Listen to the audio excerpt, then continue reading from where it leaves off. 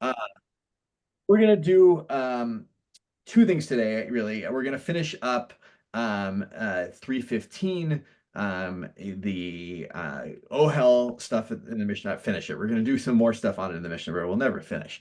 And then I actually thought, depending on how our time goes, there's some intro stuff to kosher from the Mishnah Berurah in Shiur Zayin that I thought we should take a look at as well.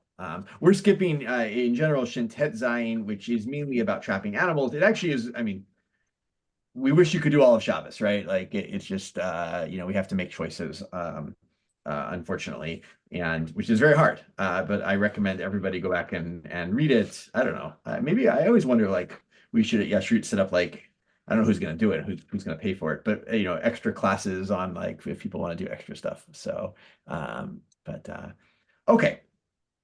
Good. So where do I want to start? I want to go to, I believe, I want to start with Sif Katan Kaf Bet. So maybe we'll go back. We'll read Gimel again in the Shulchan Aruch, and then we'll do Kaf Bet. And then yeah, we'll start with that. I don't think we did this last time, right? And that's a pretty long piece. And then we might do one or two more things in this, and then we'll go to the long stuff on kosher. Okay. So We did Shin Tet start this Vav, last time. Gimel. We Say again, started. we did start it? Well, we read Gimel. Like we talked about the beds and how to put down the feet, and the space underneath. So Like we were on the topic for a bit, but I don't know if we read Kuf Bet specifically.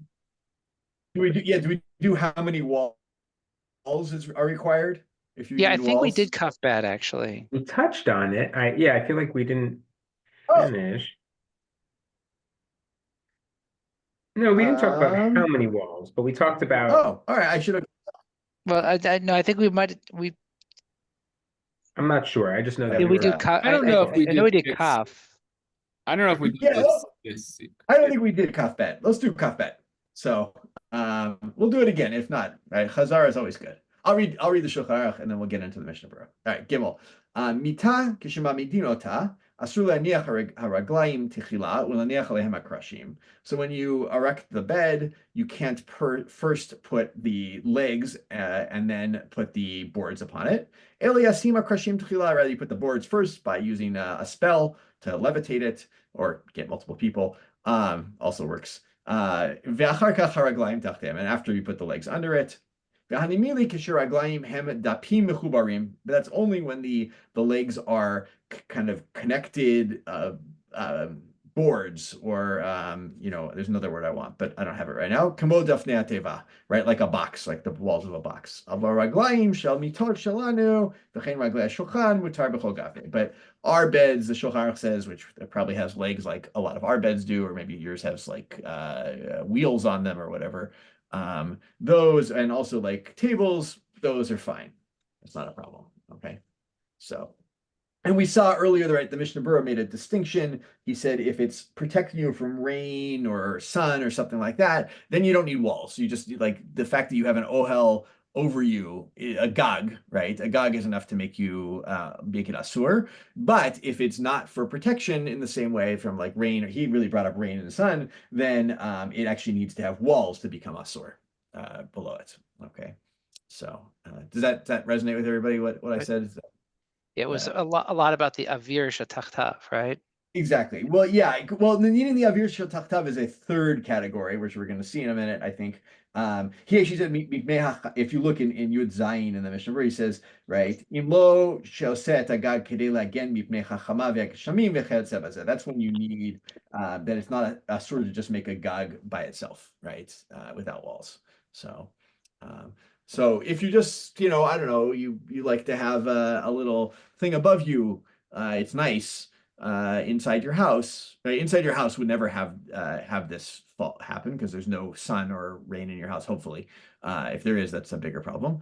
Then just putting up a roof is not a temporary roof is not a problem. Putting up a roof with walls is a problem in that case, and that's where we are.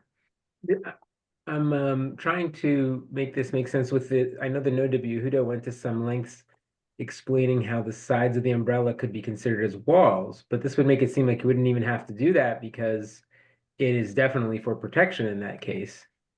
Yes. Yeah. I'm trying to The remember. only I was, issue, yeah, the only issue yeah. is if it's really erecting something new. That was really the heart of the debate. Yeah.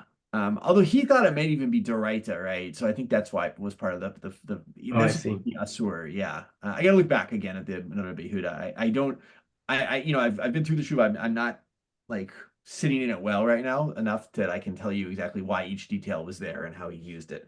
Um, so at least from memory, without having to look back at it. Uh, okay.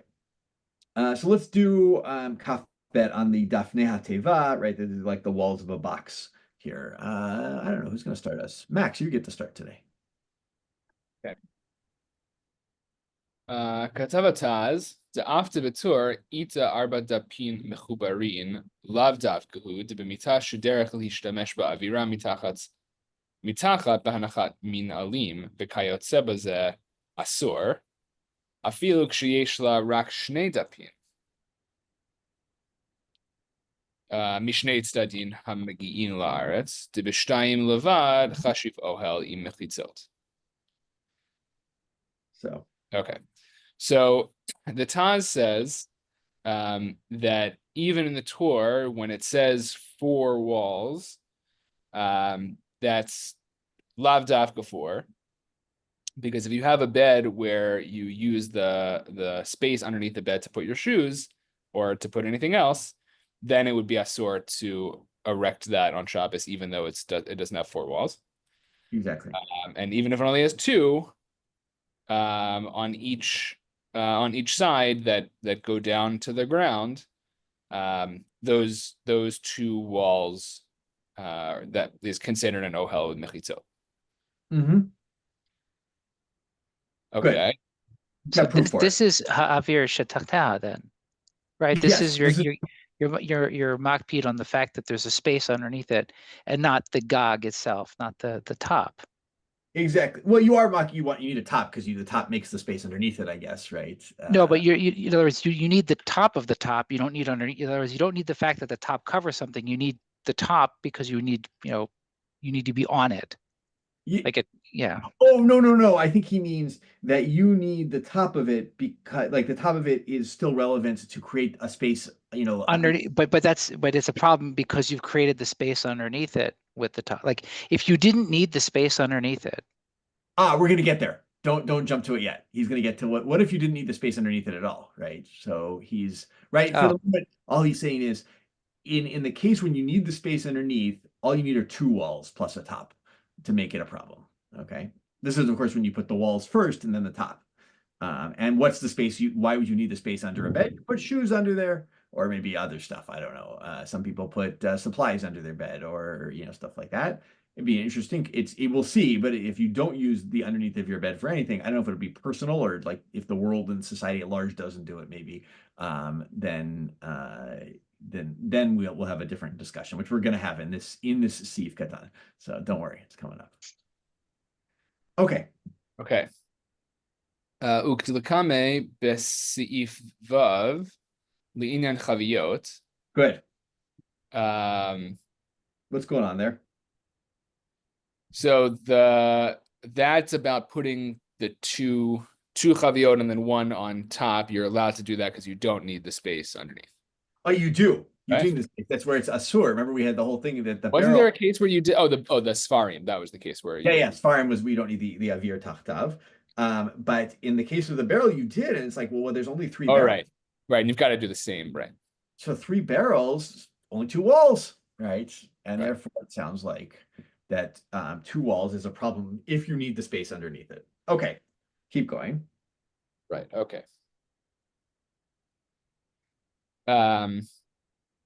The I have a chen kadvu in my thing. It's V'chein katvu, who's Shanalef? oh Shari Shari Achronim. Yeah, All the right. other Shari Achronim. Sharei Achronim. Yeah. Oh, The with other an Achronim. Yeah. So. Okay. V'chein katvu Sharei Achronim. Yeah. By the way, if you look, does he give who they are? Hagraz veha Chayam. Chayam. Yeah. Okay. Okay. Aval b'shulchan dematir shulchan aruch hu afilu ksheyesh lo me'at mechitzot ve'eno asor el ksheyesh lo arba'at dapin mikol atzadim kimo teva. De'az chashiv ohel b'hanachat hadaf milamala mishum debilav hachi stamo eno omed lihishtamesh ba'aviro.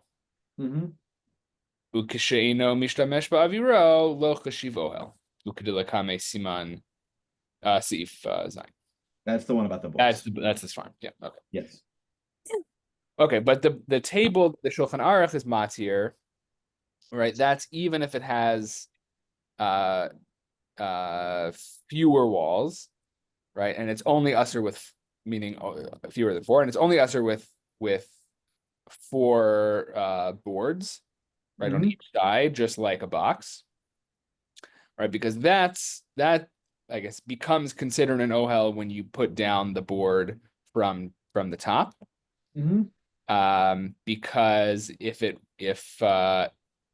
it weren't the case that it had fewer than 4, is that the if it didn't have 4 walls, Eno Amed Shemesh Ba'aviro. It generally doesn't stand to. Right. Okay. I'm not sure exactly. We'll see as we go through this. Maybe it will make more clear. Is if it has 4 walls, he thinks you are Mishtamesh Be'aviro, and that's the problem, or just like 4 walls itself becomes a problem. You definitely can. Yeah. It's kind of hard to use it to avir when there's 4 walls because you can't get into. Maybe it has a door in it somewhere or a little opening in the 4 walls. But Or you lift the bed up and pop stuff in it. You put the bed like you think about like storing your sheets underneath it. Yeah, here's the table, right? Not the bed, but table. Sorry. So okay. All right, keep going. Okay. Ve'al korchech tzarich I think I have all Ken written out here. Okay. Ve'al kain tzarich sheyeh lo 4 dapim mikol hatzdadim kimo teva de'az ro'ui lishtamesh ba'aviro. Okay, but it needs to have 4 walls on each of the side in order, or like a box, in order to consider you someone who's using the space underneath it. Exactly. Okay. All right. You want to take a break and go to someone else? Either way, I'm happy. Keep going. You're doing great. Okay. V'yesh ma'achronim shemitzadedin lahakel b'shulchan laniach alav hadaf milamala. Right. So some people are makil on putting on the board from the top. Afilu ksheyesh lo 4 mechitzot mikol tzad. Even when there's 4 walls. Yeah. Mistama ein tzarich la'avir shtachtav im lo shedarko lishtamech sham. Right, if you don't use those 4, then you don't need it. You don't need the only thing that's under the table are the chair legs. Exactly. In other words, tables you just don't use underneath them, and so some people are like, I don't care, 4 walls, 100 walls. You make a whatever shaped table. It's tables you use the top, you don't use the bottom. Maybe you do for talking about kids that they like to store stuff under the table, but in general, not a problem. According to some of the achronim, but let's see what the Shulchan Aruch, what he thinks the Shulchan Aruch thinks. So right.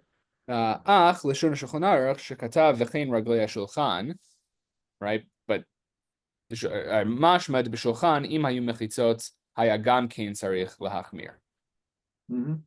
Right. So the Shulchan Aruch doesn't make any chiluk in with the shulchan about the space underneath, so it seems like he thinks you need to be machmir. Ve'al kain nachon bevadai lachush l'divrei ataz la'achoz hadaf ba'avir ve'yachnisu tachtav haraglaim. Okay, and so it's really best to go with what the Taz said, and to hold up the daf, hold up the board in the air, and then put the legs underneath, and then do it that way. Exactly. But now he's going to remind us of a huge kula that we had earlier, actually, and I think you had Zayin. Yeah, you had Zayin. So keep going a little bit. We'll finish this nice one up. Yeah. So. Umash midivrei hapri megadim. Dekol ze davka kishemetaltel haraglayim mimakom lemakom. Kedei lahaniach alayam hadaf shelamala. De'az nechshav shema'amidin letzorech zeh ki'ilu hitchil ba'asiyat ha'ohel. אבל אם עומדים במקום אחד, אפילו להתז מותר להניח עליהם הדף.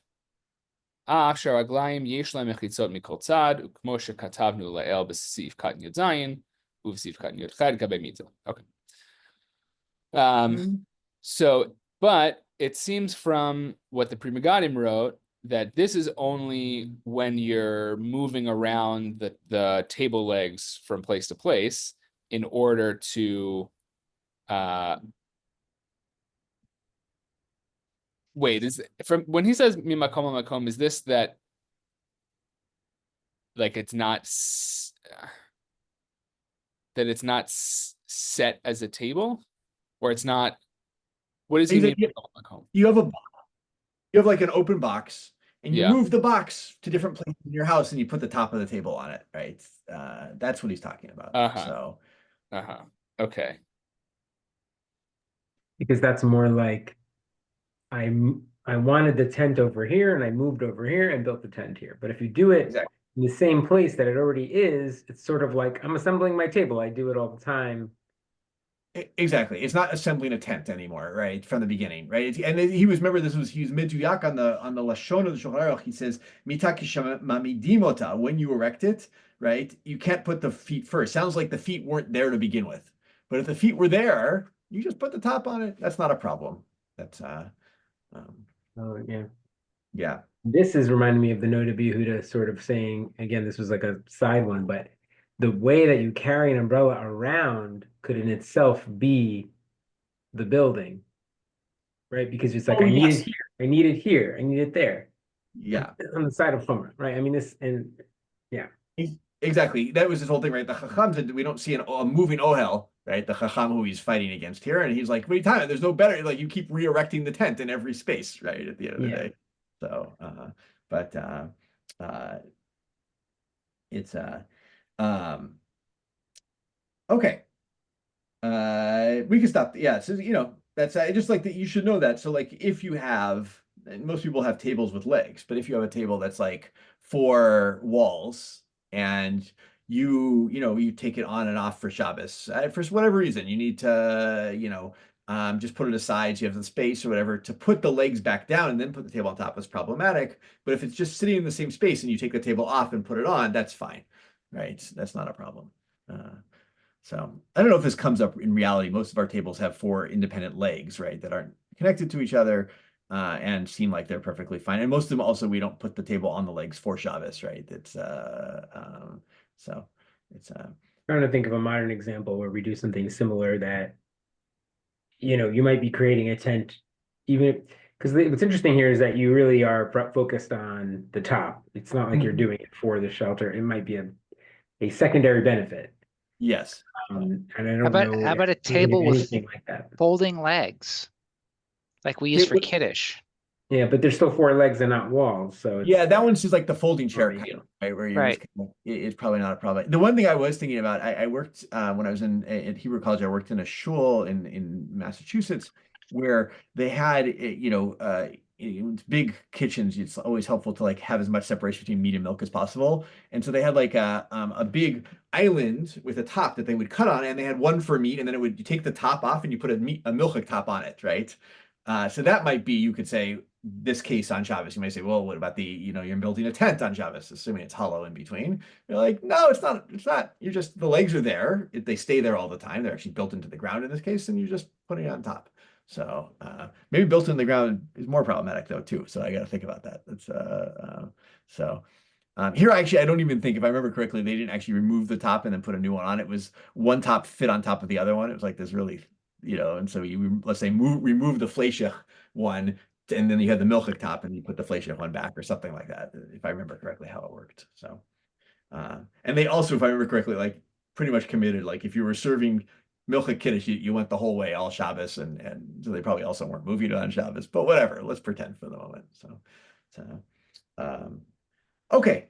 Next thing I wanted to do was in chet. Let's jump to see chet. This is now we're talking about tents or angled ohalim. So I think this is I'll read chet. Kol ohel shmeshupa she'en begogo tefach v'lo befachot mishalosh samuch lego rochav tefach hareze ohel rai. So any tent that's angled and its gag, right, its actual roof part doesn't have a flat tefach width, and if once you get three it's really three tefachim down from the top, you still don't have a width of a tefach. This is an ohel rai. If you do it lechatchila on Shabbat, that's patur of al asur. Okay, so good. Everyone has that picture in their mind, or should I draw it out? Are we pretty good about this? The rochav tefach. Yes, exactly. So that's what we're talking about. All right. I wanted to do Lamed Bet and Lamed Hey. I didn't write for myself why I wanted to do Lamed Bet and Lamed Hey, but let's do them and see. Maybe there'll be some good stuff. Yes. Oh, good. Ori, start us out on Lamed Bet. Kol Ohel. I know why. Okay. Kol Ohel. Hainu afilu asa'o lekeva shitkayim kam yamim. Even if your intention is to make it, established for a few days.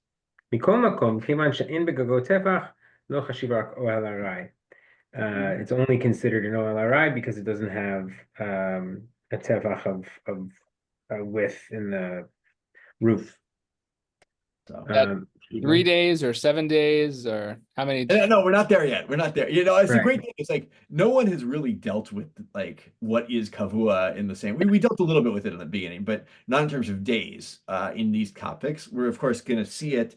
I think you really see it only show up, if I remember correctly, in kosher and tofer are the two cases where really we talk about being kavua. So being kaima and how long We have Yitz Kayim. Yeah, we have Kaima and some other sugyas. Yeah, we do kaima in lots of stuff. The only cases where we talk about the length of time for kaima explicitly. I think so. Maybe I'm wrong. I have to think back. What about Kotev? Do we talk? I think they just say kaima, right? Do they ever say how long it has to last? I don't think, but I don't maybe. know. Yeah, because I think there's a whole debate about whether or not kosher is the paradigm for kaima for everything else or not, or there are different types of kaima out there for different halachot. Or maybe it's I know it when I see it. So it's all right. Or you were reading do Lamed Hey also patur. Lamed Hey, okay, patur. Hainu me chatat, aval asur midarabanan. Patur from chatat, but it's still asur midarabanan. Gzera atu ohel keba. Gzera, maybe it would lead to making a permanent tent. Ba'ayin b'magin Avraham. Shekol zeh hu ledat tarif Rambam. We saw in the Magen Avraham that this is all according to the Rif and the Rambam. Aval ledat Rashi v'Arosh kevan she'en begago tefach. According to Rashi and the Rosh, because there's not a width of tefach in the roof. Lo chashiv ohel klal. It's actually not considered an ohel at all. Mutar lechatchila. It's completely allowed. V'Shulchan Aruch satam kedat tarif v'Rambam. L'chein hu gam ken b'da'at Rabbeinu Chananel. Shulchan Aruch thought like the Rif and the Rambam, and so did Rabbeinu Chananel. Ufri megadim etzaded the gam Rashi v'Arosh modu l'da'at Rambam bazeh. Pri megadim brought that Rashi and the Rosh would have agreed with the Rambam in this case. Kevan she'asa'o lekeva sheitkayim zman kam yamim. Because in the case where you made it with the intention of it being keva for a few days. So in that case, you could see even being machmir that it should be asur midarabanan according to Rashi, even Rashi and the Rosh. Yes, right. There is some implication here that if it was doing, you just put it up for Shabbos, this very narrow tent. The Rashi, the Rashi and the Rosh clearly would say that that's mutar lechatchila, and maybe even there's room to be lenient there. I would imagine. What can you fit under a tent like this? Great question. I think it's application. I think a lot of this is more. Remember the big. It was kilat chachami. Kilat chatanim was one of the examples, right? It's kind of like a bed drapery that's just kind of it's nice looking and more than, something that's actually for people to sleep under. I think that's part of the point, is something that's that narrow. People don't really sleep under it in general. It's or use it for protection. Well, but it depends on how tall it is. I mean, if it's very tall, eventually the angle is going to open enough to have some more width It underneath, will. correct? Exactly. So if you make it really, really high, it actually maybe becomes a little bit usable, or very usable if it's really, really high. But I imagine they. And remember, the other thing though, if the walls go straight down, then it becomes actually problematic. So if it's some, you have like a If tent, it goes that and then it cuts. yes, that was the whole Mhm. umbrella thing that No Debbie Yehuda brings up, is that that maybe the umbrella eventually does that, and it actually does have mechitzot.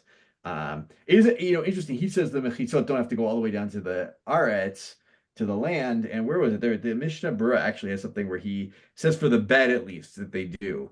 It was in Kaf Daled. We don't have to do it inside, but so it's maybe that's only for a bed that's not protecting you from the rain, though, also. So, Right, but they're not mentioning use here. They're sort of saying that this type of tent as a structure sort of overcomes, right? Meaning that's the whole point of saying even asa ola keva, even that's because if you're making it like keva, obviously it has a good use of some sort, but this structure is just considered objectively awry. exactly. It's an RI structure. It's not a real Ohel in that sense. So, or Ohel Kavua. Okay. I wanted to do one more thing. And of course, I didn't write myself a note on why I want to do this one, but let's jump to Yud Gimel. And I wanted to do Memchet. Why did I want to do Memchet? We'll find out. Oh, I know why. Okay. I'll read Yud Gimel in the Shulchan Aruch, and then we'll go to Memchet. Beged sheshotchin al pi hechavit lechasot. Right, you're gonna use a garment or a piece of cloth to cover the barrel or the bottle or whatever we think a chavit is in that world. Lo yishchatena al pnei chulo mishum. Don't make sure it doesn't cover everything because it would be an ohel. Eli aniach katzati mina meguleh. Leave some of it uncovered. V'hanimili keshakuva chasera tefach, right? But that's only when the kli is missing a tefach. Aval me'ena chasera tefach mutar de'ein kan ohel. But if it's not missing a tefach, but it's like it's a complete kli, but then it's mutar. We may get it. Maybe we'll go into that afterwards. Let's worry about Memchet, which is kind of off topic actually from this. But I thought it was an interesting topic. So Josie, in Memchet, in the Mishnah Berurah, Sif Katan Memchet. Al pi hachavit v'cholev mishum ohel. Ve'af al gav d'shari lachzir hagdera al gabe kira. V'lo chashinan mishum ohel. Ho'il v'hamechitzot kvar asuyot. ובאוהל כזה, שאין כוונתו לעולה אלא שממלא נעשה, אינו אסור אלא אם יעשה מחיצות גם כן. וכן נראה לי בסעיף ג' במשנה ברורה. So what is this? So even though that you can return a pot onto the top of the stove, right? And we don't. Yeah, remember, their pots are going into the stove. You remember a kira has like walls, and the pot fits inside like a little compartment, and that goes over the fire. So it makes a covering over the fire at that point. Right. So we're not. You can do this, and you're not concerned about ohel, because the walls are already here made, and with a ohel, you're not actually trying to make any kind of ohel. Just to it's finished and done.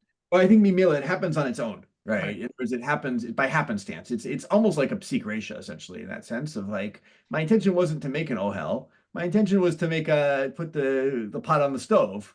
Right. It happens to make an ohel.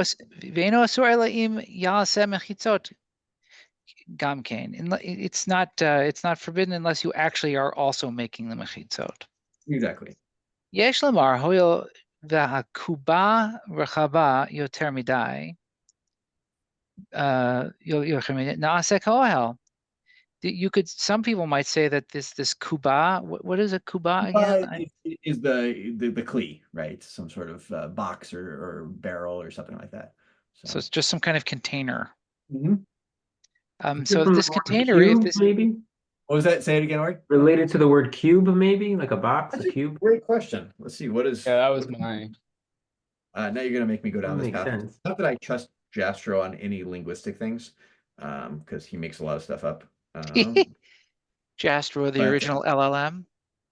yeah, it's he's working in a more primitive world. Kuba, wine cask.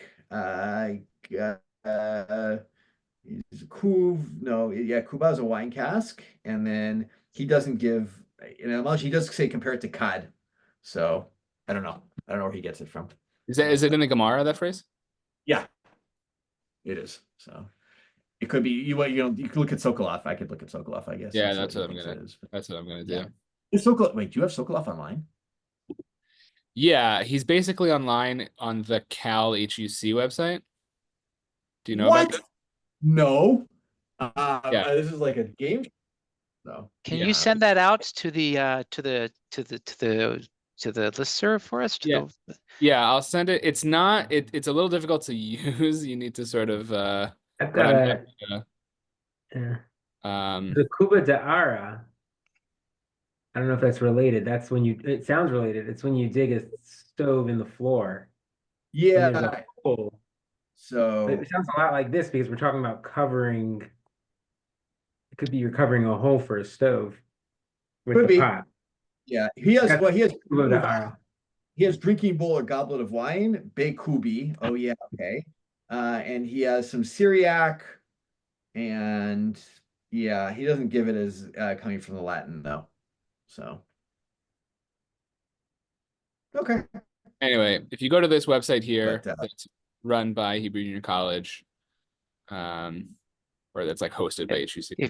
If you put it in the chat, I can't see the chat. So Yeah.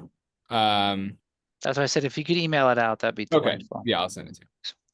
that is okay. Anyway, so Nasek Ohel, which he brings on the Magen Avraham and Tosfot v'Haran. ולפי זה, מה שכתב בשולחן ערוך, הבית, היינו נמי ברחבה הרבה. So in this case, we're sort of restricting our discussion to really, really wide opened things. exactly. Right? Like a wide open wine barrel. וכתב המגן אברהם בסעיף קטן ו', דהוא הדין בטבע רחבה שיש עליה כיסוי. And this is the Magen Avraham brings down in that location that this is the same rule for a cabinet or a box that's really wide that has a covering on it. Im eno kavua b'tzirim asur laneach alav b'Shabbat. So this is that if you have a big storage box that I was mentioning earlier, and you can't put the lid on it on Shabbat. Sorry, you froze there for a second, Joseph. I think it was my computer glitch, but so if you have a big one of those big storage boxes, and the lid isn't attached by like a hinge, if you can't take the lid on and off on Shabbat, is what they're sort of saying, because you're making an Ohel. But hold on, move my card here. But if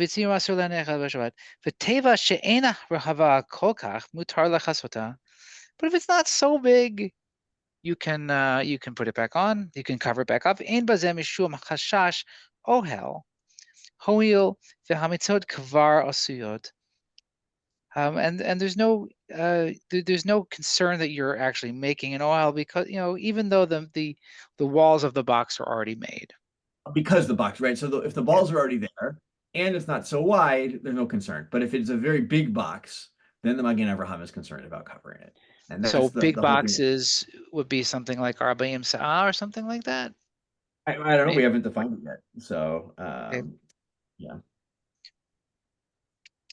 והיכא שמטלת ממקום זה לעמידה במקום אחר. ושם מכסה אותה, אסור בכל גבנה. And if you're picking it up and moving it from one place to another, and you're going to cover it up there, and there you're going to cover it up, it's forbidden in all cases. Dehave al yedei hamirato ki'ilu osa hamitza ima kisu biyachad.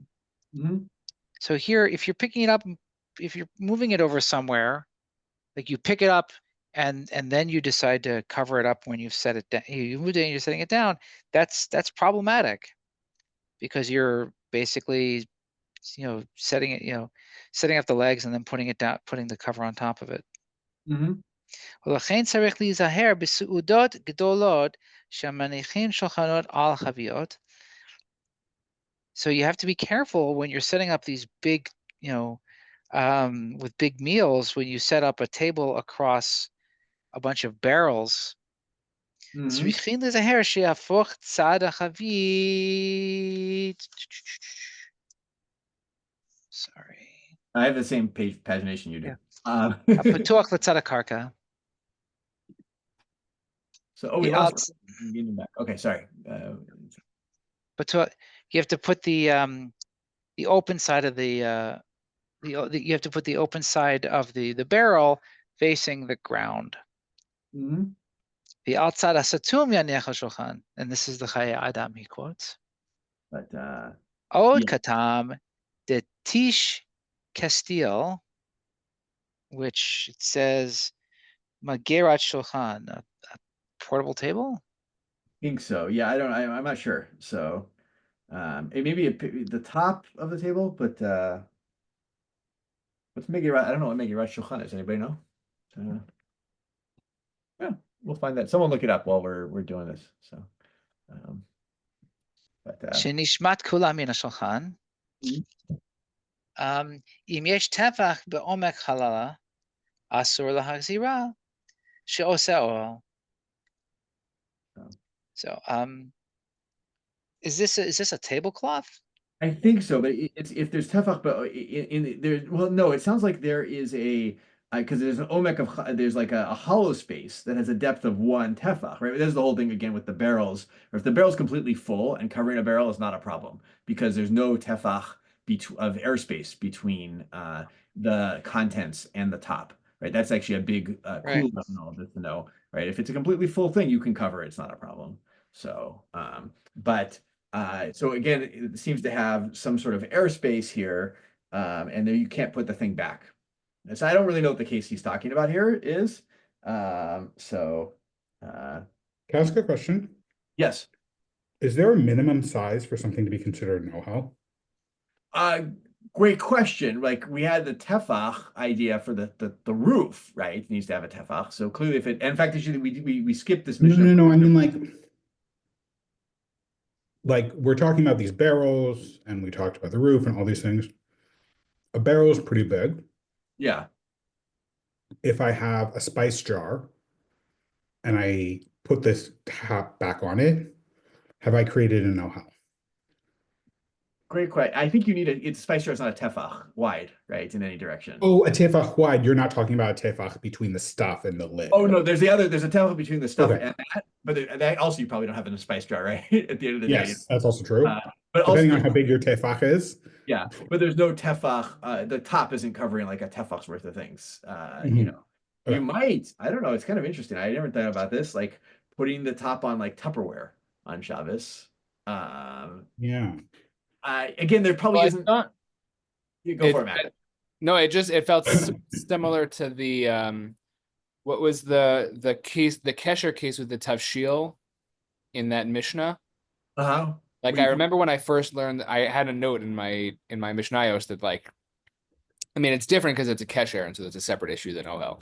But yeah, like that the whatever it is that you're tying on the top of that Tavshil, it might be like press and seal kind of a thing. Yes, without exactly. You know, it could be a Tupperware type of situation.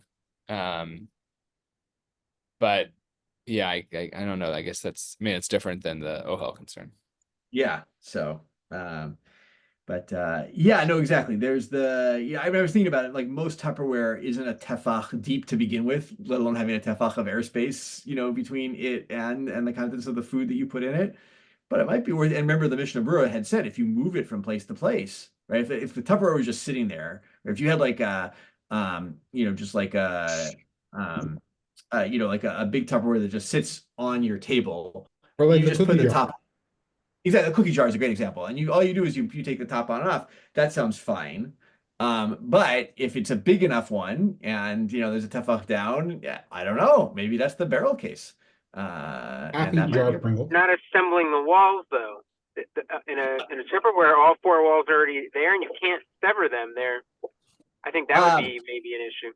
Good, but remember what the Mishnah Berurah said, right? But where did he say it? If you move it, it's a problem. That's what he said right before. Yeah, שמטלטלה ממקום זה לעמידה במקום אחר, ושם מכסה אותה, אסור בכל גפני. No, but that was a minimum requirement to even consider the assembly of the table walls, an assembly of walls. But those are still separate walls. I don't think a 4-wall thing that's already sturdy, like a jar, to me that's a stretch to call that an Ohel, and I think that's why. They're saying there's part of building an Ohel is building the walls. Yeah, but remember here we're saying the covering a barrel, where the 4 walls are built already, is problematic on Shabbos. Yeah. And I guess I have the same question about that. That seems a bit of a stretch to the idea of because we had a few cases where they said you have to assemble the walls. You're not just. Yes. I think that's why the Magen Avraham is trying to deal with this. He's like, well, wait a second, we had to build the walls. He's like, it must be for very large things. This is a problem, right? And which is why I wonder if we're sort of missing some minimum volume or something like that makes it, because I'm just looking at the way tachlis people carry, bring Tupperwares from place to place inside their homes and put food in them. Right. Yeah. Even somewhat larger ones. I mean, I'm not talking about the kind that you can sleep in, but but once again, like a storage container is not the same thing as a Tupperware that you can fit like a big thing of sesame cold noodles in, right? Mm-hmm. And yet people don't seem to have a problem picking up, opening and closing a Tupperware full of sesame cold noodles, even though it could be about this big by about that big by about that high. Exactly. Right? So clearly either we're all Mechalale Shabbat, well, which is a possibility. It's Ohel Arai, so we're Patur Volasur. So let's not. I'm not so worried. I'm not so worried about Karet as much as I am about Malkut, to be honest with you. But that's not the point. The point is either that, and we are all Mechalei Shabbat with this regard, or we're missing something fundamental. Yeah. I got to look to the size. It sounds like the Mishnah Berurah thinks that even if it's small, if you're moving it from place to place, it might be a problem. But he assumes that it's at least a tefach wide, right? Otherwise, then it's really not a problem at all, potentially. So I don't know. I gotta look. This is Sarich Yun on me to like figure out like what about can Tupperware potentially be a problem on Shabbos? It's or covering your food. Like we all do it. You put your food away, right? You cover your food. That's what you do. I do it every week, right? Sometimes I have preset tinfoil. Sometimes I'm probably killing the environment that way. So I try not to do that too much. But what if you just take the interior of your cholent pot out, put it down, and then put the lid back on it? Yeah, exactly. Which people do. So I mean, so if right, so if that's the case that you're making an Ohel with a cholent pot insert and the lid. Yeah. I mean, and we started with if you take a pot and if you take put and and put it back in the stove slot, right? Yeah. But there you're not trying to create a covering. Here you're dafka creating a covering. I agree. I'm looking at the Aruch HaShulchan here for a second. Let's take a look. I'm just curious if he says anything here at the end. This is not usually how we do class. Let's. Actually, this is an excellent use of class. I think it's a great use. It's not usually how I do it. But this case is more practical than the bed. Well, the bed is next because he says v'chein mita shekorin shlofbank, which is a safsal shena. like a Yeah. sleeping sofa, right? But we don't Okay. have, I'm saying we don't have a lot of those. We do have a lot of Tupperware. Yeah. The mice said. Mhm. But well, I want to look here at this the Aruch HaShulchan. Hakavar Nifber Digag Below Mechitzot Lo Avi Oil והיו על יין שבשם שלא ייפול בדבר, ולכן בשמניח קצת מגולה, אין בזה תועלת, לכן לא הווה אוהל. So this is why you can leave a little bit of it open. ולכן גם לא דמי לכיסוי קדירה, שאין חוששים משום אוהל, דקדירה דרך בישולו בכך, right? והוא קטן, הקמות ולא מכסה כאוהל, אבל הכובע גדול מאוד מכסה כאוהל. אומרים בחבית גדולה, okay, ודווקא שאינו מלא יין, right, no, אין חסרי טבח. But אבל יש חשש לעניין איסור אוהל, אבל יש חשש איסור אחר משום, okay, I'm not going to worry, shlita for the moment. Yeah, no, he says the kedera, the pot, he says גם לא דמי לכיסוי קדירה, שאין חוששים משום אוהל, דקדירה דרך בישולו בכך. Okay. And והוא קטן. And it doesn't look like an ohel. So he has kind of this double thing with the kedera. One is like you cover it because that's how you cook things in it. Although maybe again the Tupperware, I don't know. You're definitely covering to protect it, like you are the wine barrel. So we need some sizes here, right? We know that it sounds like does the Mishnah say even if you're moving it, any size is a problem, or that it again has to be somewhat big. So I got to look into this. This is I feel like I think that's sort of confirmed. When you get too far away from the intention of Ohel being an Ohel in the simple sense. So the thing we would be choshesh with this big chavit is that it's dami la Ohel. Like it's starting to be similar to a tent because it's so big. But let's not forget the basic principle here, which is like we're talking about Ohel, like we're talking about a tent. I think if you're talking about a container, you're talking about a kli, like definitionally. And then we have these, and that's why I keep bringing back the 40 sa'ah, because when we were talking about kli, and we talked about really big chaviyot, they mentioned when they get big enough, you're going to start having issues of ohel. Like it's a different logical framework because it's so large. That's like sort of resonates with me, Yeah, it's I want to see someone spell it out a little bit. So that's my next step to make sure we're not missing anything here. Okay, good. What time is it? It is 52 after the hour, or 8 before the hour, depending on what hour you think it is. What hour you are concerned with, right? It's so. Josie's looking at me like I'm crazy. So yeah, okay, we'll go with it. Everyone go to Shin Yud Zayin.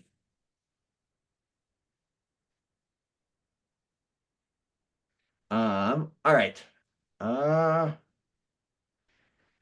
Do we have time to do this? Nah, I really want to do that first beer halacha, but it's like a crazy ask right now. Let's just do, how about this? Let's do the intro for the Mishnah Berurah to the kosher. It'll be a nice review for us. And then maybe we'll call it a day early. Let's see how we're doing on time at that point. So let's see, Isaac, you haven't read yet, right? Let's see how sentient I am after 4 hours at the Ohel Shul. Okay. Yes, please.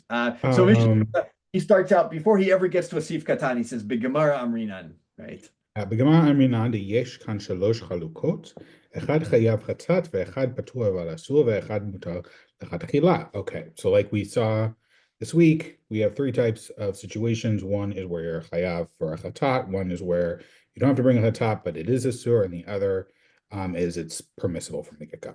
Okay. לשיטת הריף והרמב"ם והמחבר סתם כבתיהו, דינא הכי, דאם הוא קשר של קיימא, כגון שדרכו שיהיה כך לעולם, דהיינו שאינו קוצב זמן בדעתו להתירו, הוא קשר שעשוי להתקיים תמיד, והוא גם כן מעשה אומן, חייב חטאת.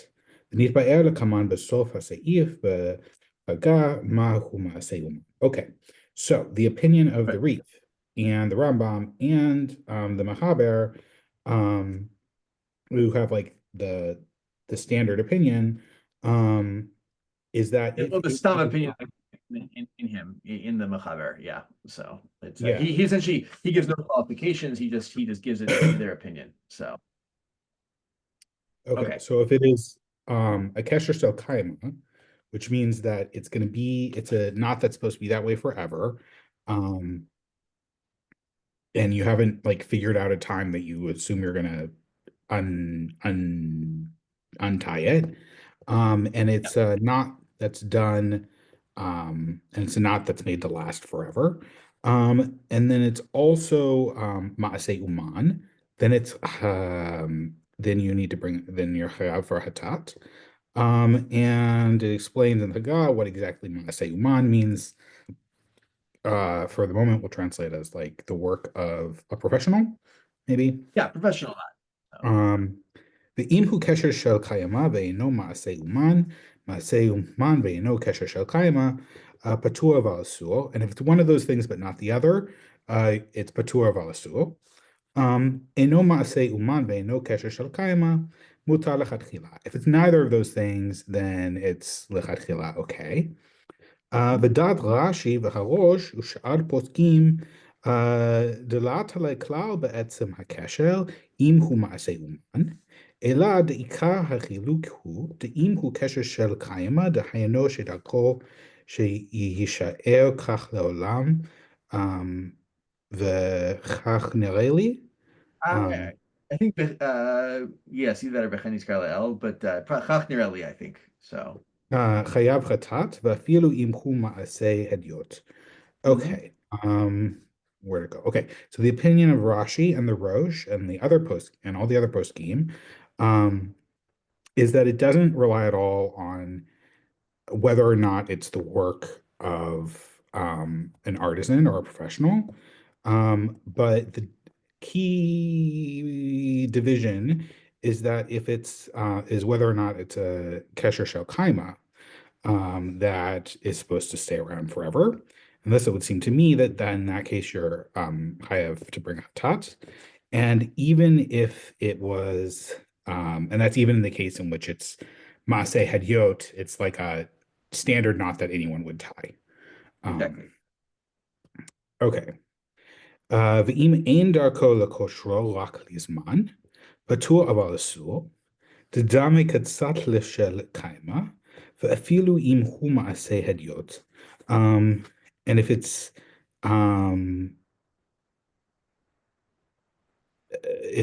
only supposed to stay around for a little while, then your it's patur aval asur. Because then it's a little bit like kesher shel kaima. Exactly. And even if, and that's even if it's maaseh hadyot. אם דרכו להתירו באותו יום, מותר לכתחילה, אפילו הוא מעשה אומן, דאין שם קשר עליו. And if you intend to untie it that day, even if it's a maaseh uman, then it's mutar lechatchila because it's not actually considered a knot. Exactly. So where was I? ויש אומרים לכל מי שדרכו להתיר בתוך 7 ימים, הווה כמו שדרכו להתיר באותו יום.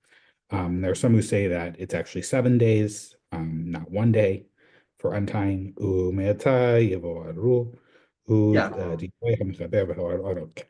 Yeah, then it's gonna now that I've given you my intro, I can explain everything, right? That's his whole thing. So he needs to give that intro. So just right again in the Rif Rambam world, it's going to be the case of the important factors are kaima and maaseh uman, and right. So and by the way, in their world, right, they have not covered the case. I just want to point this out because this will come up to us later of when it is what's the phrase he uses? Where kashrul le'ezazman or rak lizman, right? When you tie it for some amount of time and it's not shel and uman, it's not so clear what the yet. Well, they think it's clear. The Pri Megadim thinks it's clear what the Mechaber rules about that from the Sephardi perspective. But and then Rashi and the Rosh are all about the 3 time periods, either kaima, right, le'ezazman or lizman, and Oto Hayom, and Oto Hayom might be a week too, right? That's the question. We don't know what Oto Hayom is, but that's not even a knot at all. That's just something, I don't know what he would call it, but it's not a kesher. So from a halachic perspective. Okay, those are the three axes that we're gonna deal with in each of the two different shitot based on what those axes are. So, okay, right. Just again, right? The Sephardic world is two axes. Is it Kaimer or not? Is it Uman or not? Right? They're two binary axes, and the Ashkenazi world has one axis about time, and but there's different gradations of it. Right? Is it for ever? Is it for some amount of time, or is it for very little time? Right? And those are the three things we're going to deal with in Ashkenazi world. There, at that once you get there, you've got the whole thing. Like that's all of kosher. I mean, then there are details of like, well, how do I know? Is it something I'm likely to undo in the next day? Or details like the Mishnah Berurah is going to deal with. Actually, like, well, what's a day? If I tie something at, Shabbos ends at 6 p.m. and I tie something at 5 p.m. on Shabbos and I'm going to untie it the next morning, 12 hours later, is that shel oto hayom or not?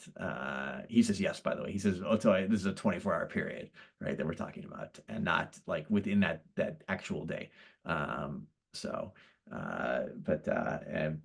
all those are details we have to iron out, or untie. The complications of, I don't know. Sorry, I couldn't make a good joke out of it. I failed. So, all right. We shall end here. There is a long Berurah Halacha, but it would take us, I think it may take us we may do some of it next time. It's very long, the first Berurah Halacha, where he gets into the Taz's Shita, which if you didn't notice, I'm going to spend a lot of class on Monday, and the Taz's Shita. So please learn the Taz well.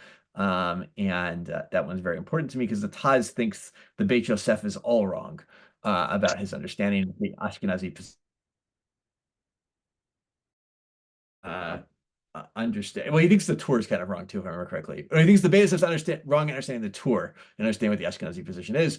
And so we will get into that. And the Mishnah Berurah has a major problem with the Taz because the Taz seems to say essentially it's all about the mind of the person tying it and has nothing to do with the kind of knot. It has nothing to do with anything else. It's like, and actually you could then tie the best professional knot that most people use to last forever, but as long as you have in mind to untie it that day, it'll be fine. For instance, I'll just give you an example, and maybe this is where we'll close. He's like, and this is why the Mishnah Berurah has a problem with it.